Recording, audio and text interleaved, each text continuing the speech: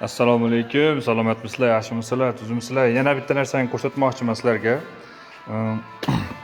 Uydan sho'r chiqib turgan bo'lsa, uni har qanaqangi izolyatsiya, beton kontakt, piva bilan yuvishadi sho'rni.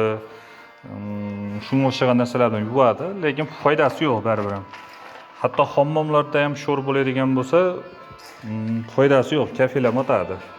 Eng zo'r yo'li uydan sho'r chiqib turgan bo'lsa, uyga ham 2 qavat salafan tashab, 1 qavat 2 qavat salafan tashab, ustidan bitta gipsokarton qoqtirib yuborsa, sho'r salafandan o'tmaydi. Bemalol gipsokartonni yopishtirishlar ham mumkin. Gipsokartonning ustiga kafilni yopishtirishlar ham mumkin.